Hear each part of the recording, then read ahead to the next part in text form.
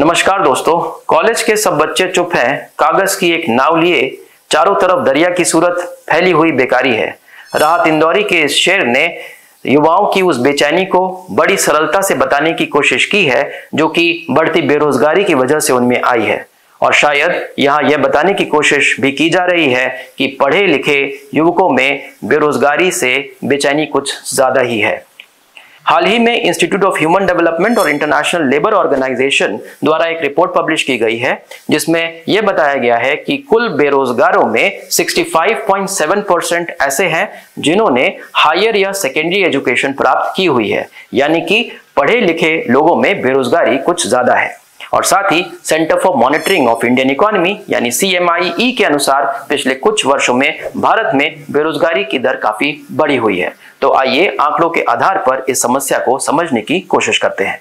1956 से लेकर 1972 तक भारत का इकोनॉमिक ग्रोथ रेट काफी कम रहा, जिसे कि हिंदू रेट ऑफ ग्रोथ भी कहा गया। और इन वर्षों में बेरोजगारी यानी अनएम्प्लॉयमेंट 2.6% से 3.8% के बीच बना रहा। लेकिन हाल के वर्षों में जब भारत का GDP ग्रोथ रेट लगातार 6% के ऊपर बना हुआ है, तब भी बेरोजगारी की दर काफी बढ़ी हुई है, जो कि एक बड़ी समस्या है। हाल के वर्षों में बेरोजगारी बढ़ने के प्रमुख कारण रहे 2008 का ग्लोबल फाइनेंशियल क्राइसिस, डिमोनेटाइजेशन या नोटबंदी, GST का लागू किया जाना और कोविड का इंपैक्ट। डिमोनेटाइजेशन के लागू होने के बाद पीरियोडिक लेबर फोर्स सर्वे यानी PLFS के अनुसार वर्ष 2017-18 में भारत में बेरोजगारी की दर बढ़कर 6.1% पर पहुंच गई, जो कि 1972-73 के बाद से सबसे अधिक रही। कोविड के बाद बढ़ी हुई बेरोजगारी को PLFS सर्वे में नहीं दर्शाया जा सका, क्योंकि इसमें जुलाई से लेकर अगले वर्ष जून तक का समय शामिल किया जाता है। लेकिन साथ ही यह बताना भी जरूरी है कि अप्रैल 2020 से लेकर जून 2020 के बीच अर्बन करंट वीकली स्टेटस आधारित अनएम्प्लॉयमेंट या बेरोजगारी बढ़कर 20.8% तक पहुंच गई थी। और इसी PLFS सर्वे जो कि सरकार द्वारा कराया जाता है में यह भी बताया जा रहा है कि हाल के वर्षों में अनएम्प्लॉयमेंट या बेरोजगारी की दर में कुछ कमी आई है। लेकिन गैर सरकारी और इंडिपेंडेंट सर्वे कुछ और ही कहानी बता रहे हैं। तो आइए देखते हैं कि पिछले कुछ वर्षों में अलग अलग सरकारों में भारत में बेरोजगारी की क्या स्थिति रही है। पहले बात करते हैं CMIE के आंकड़ों के आधार पर, जो कि एक इंडिपेंडेंट ऑर्गेनाइजेशन है। Centre for monitoring of Indian economy या CMIE के आंकड़ों के हिसाब से यूपीए सरकार के पहले कार्यकाल के अंत यानी 2009 में बेरोजगारी की दर 5.54% रही, जो कि दूसरे कार्यकाल के अंत तक घटकर 5.44% हो गई।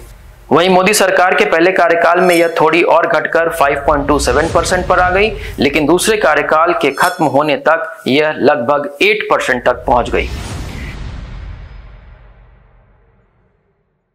और अगर हम एवरेज एम्प्लॉयमेंट रेट यानी विभिन्न सरकार के कार्यकाल में औसतन बेरोजगारी की बात करें तो CMIE के डेटा के अनुसार यूपीए के दूसरे कार्यकाल 2009 से 2014 के बीच बेरोजगारी की औसत दर 5.45% रही।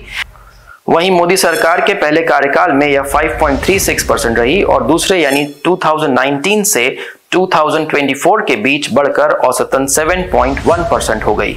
और यदि हम इसमें से 2020 के कोविड वाले साल को निकाल दें तो भी यह एवरेज 6.97% पर रही। और यदि हम सरकारी आंकड़ों की बात करें तो हमें 2016-17 तक लेबर ब्यूरो सर्वे के आंकड़ों और 2017-18 के बाद PLFS सर्वे के आंकड़ों को देखना होगा। वैसे तो दोनों सर्वे की मेथोडोलॉजी अलग अलग है और एकदम सही कंपैरिजन करना मुश्किल है, लेकिन फिर भी इससे हमें कुछ आइडिया मिल जाता है।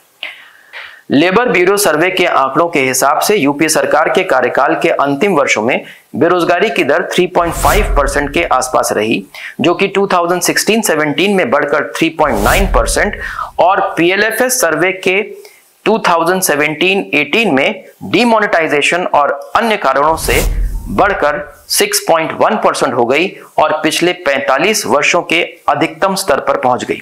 इसके बाद के वर्षों में PLFS सर्वे के अनुसार यह धीरे धीरे घटी और 2022-23 में 3.2% पर आ गई। लेकिन और गैर सरकारी और इंडिपेंडेंट सर्वे के अनुसार यह 2023-24 तक बहुत ज्यादा बढ़ गई।